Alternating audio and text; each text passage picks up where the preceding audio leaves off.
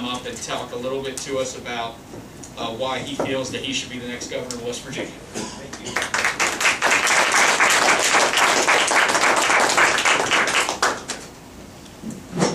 Thank you, I appreciate it.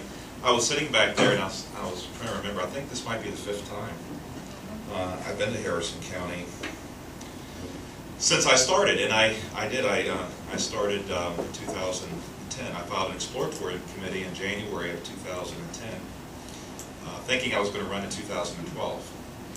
And that was before Senator Byrd passed away.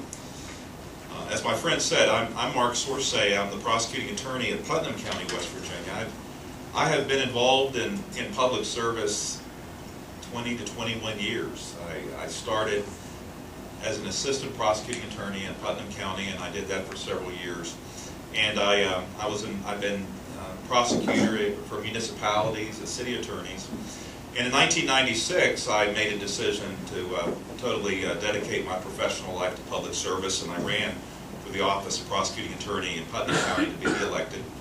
I was elected, and actually I am now in my 4th term. So I've been the elected prosecuting attorney in Putnam County for 15 years. I'll tell you, I never really thought about seeking any other office. For years, I always thought of myself as being a professional prosecutor. I loved it. I still do. I always wanted to be the best prosecuting attorney I could be. I got involved nationally as prosecuting attorney. I'm the vice president of the National District Attorneys Association. And I'm also on the board of regents of the National College of District Attorneys. So over the years, I became a teacher for my fellow prosecutors across America, and a leader in our national organization. In 2009, like many of you about that time, I, quite frankly, wasn't very happy about what's going on in our national government and in our state government. I'm going to tell you, I decided to run for governor of the state of West Virginia, quite frankly, because I've lost faith in our political leadership in Charleston. I can also tell you I've decided to run for governor of the state of West Virginia because I have faith in West Virginians. I lost faith in our political leaders in Charleston because it appeared to me over the years that under any circumstance, it always seems that their first instinct is to always do what's in their own political best interest, or what's in the best interest of their friends or the people that support them. When I was a kid, I spent a lot of time on our family farm in Putnam County, and my grandfather used to talk about livestock, and a bull or a cow or a horse would act a certain way, and he'd always say, well, it's just bred into it. I mean, he'd always thought, who their bloodline. And I think our political leaders in Charleston, it's just bred into them. That under any circumstance, it's always about what's best for them. That's their first instinct. I have faith in West Virginians, and I believed over a year ago that if I traveled this state and got to know West Virginians and communicated to West Virginians my philosophy about the way Charleston should be run, that they would support me. I had some political people back in Charleston when I got into this said, well, Mark, you can't, you got to be connected to special interests, or you got to be a millionaire, or you can't run for governor of the state of West Virginia. And I didn't accept that because I have faith in West Virginians. And I thought, well, if I have 2 years and I can travel all over the state of West Virginia and I can connect to West Virginians, and specifically conservatives, to get through a Republican primary, I can get elected governor of the state of West Virginia. God bless you. And I thought, it'll be a pretty cool thing for a guy like me to be elected governor, because I think it would set the political establishment in this state on their ear. That a county official with conservative ideas, not a whole lot of money, but a true public servant, steps up and gets elected governor of the state of West Virginia. Someone who's not connected to special interests. The political leaders in Charleston can have a fundraiser, and they'll all come in, and they can raise $100,000 in one night. It's amazing how many little PACs there are out there. West Virginians are tired of it. We're looking for a new style of leadership. We're looking for a leader that has the instinct of always doing what's best for West Virginia first. I know we can do better. I know I can do better. I'm a conservative Republican. Years ago I heard someone say, they quoted Winston Churchill, and they said, Churchill said, if a young man is not a liberal, he doesn't have a heart. And if an older man is not a conservative, he doesn't have a brain. I am a conservative. I'm one of the few or only Republican candidates that I know of that's come out and put it in writing. That if I get elected governor of the state of West Virginia, the first thing I'm going to do is get a legal team together and I'm going to challenge Obamacare. I'm going to join the 26 other states in this country that are telling the President of the United States that his health care plan is unconstitutional. I'm the Republican candidate that will commit to West Virginians that if I get elected governor, that I will reduce the size of state government. And I believe in this because after 20-some years of public service, I understand better than anyone else that government by its nature is inefficient. It's just, as my grandfather would say, it's bred into it. And the smaller it is, the better off we are. The smaller government is, the more efficient it is.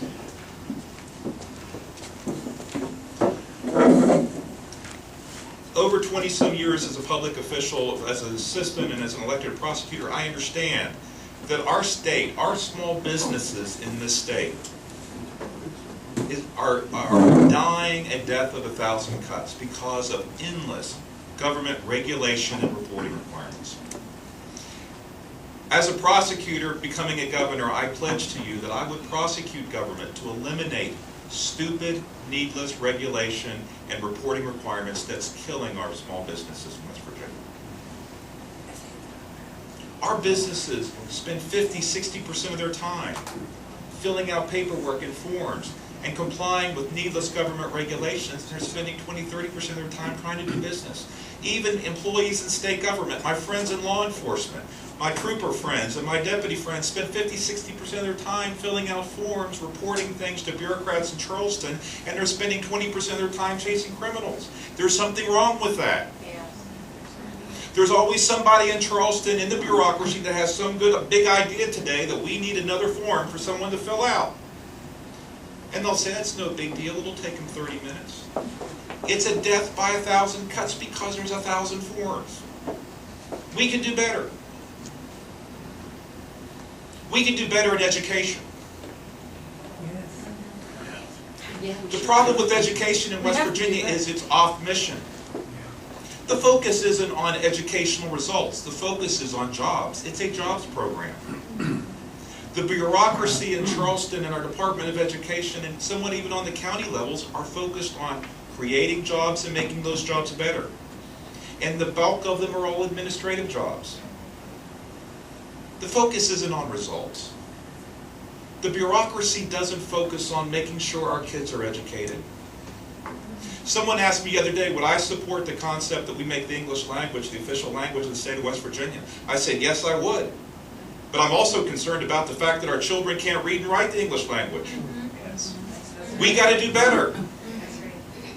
It doesn't take an expert in education to understand that our children cannot learn in schools if we don't have discipline. We have a legal environment in the state that we don't have discipline in schools. Teachers can't keep kids in line. The kids have more rights. They all have rights. They can act up and we can't do anything about it. And a disruptive child disrupts the whole class. And when you disrupt a class, you can't learn. We need to change that legal environment so our teachers can control the classroom and enforce discipline. We also have to have discipline with our teachers. We also have a legal environment in the state that we have teachers who are not performing, and there's nothing administrators can do about it. We have a lot of great teachers.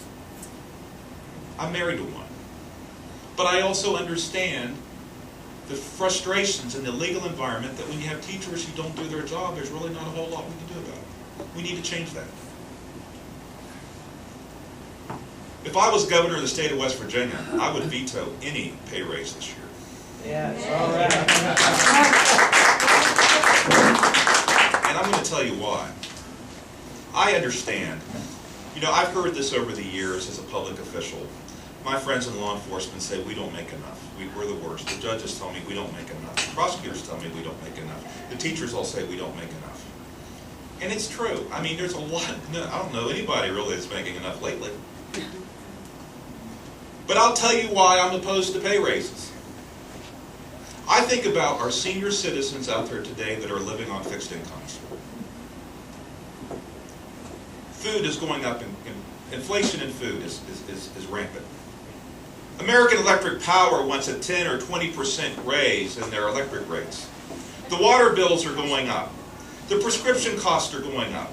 How can we look ourselves in the face and justify giving public employees a pay raise when our seniors are suffering in this state because they can't pay their utility bills that are going up 10 or 15%, they can't pay their prescription costs? How can we justify that? We can't. We shouldn't be giving public employees raises until the people of the state of West Virginia are doing better. And we shouldn't be giving out raises we can't afford.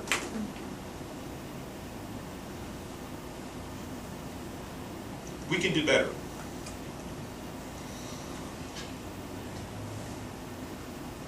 I believe that we should have the right to work in West Virginia.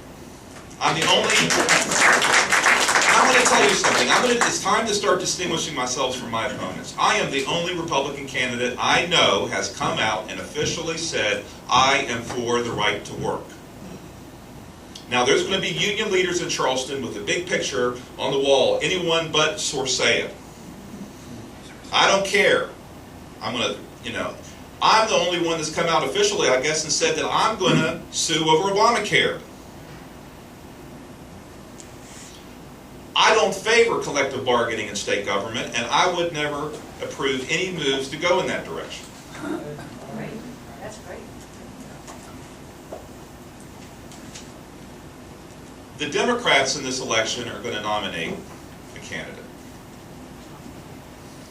I don't know who it's going to be. I'm too much worried about who the Republicans are going to nominate, but they're going to nominate somebody. But I'm going to tell you, and you mark my words and you remember this, I'm going to tell you what they're going to say. They're going to say that they should be the next governor of the state of West Virginia because of their state house experience and because they're conservative. Do you remember when Joe Manchin shot the Obama health care bill on TV? Oh, yeah, it was great. Manchin said he was a conservative. If the Republican Party is going to win in October, we need to nominate a candidate that brings something different to the table. And I'm going to tell you, one of the characteristics, the reason that I can win this election in November is because I have 21 years of public service. I have a history of being a public servant. I have a history of representing the people that elected me to the best of my abilities. And I have a history of always doing what I always thought was best for the community that I represented. I just didn't jump into public service last week because I wanted to be a governor of the state of West Virginia. And quite frankly, I think one of the best characteristics I have that will make me marketable in October is I have no historical connection to Charleston. Yay! The only history I have is dedicated public service. Someone told me that you learn how to become a governor by running for governor. And there's a lot of truth to that. You know, as my friend said, I've been doing this for a year. I have traveled all over the state. And I don't think people really realize how much I've been around. But, you know, I have learned so much. You know, I said I'm running for governor because I have faith in West Virginians. And the last year has done nothing but support that. West Virginia is a very special place.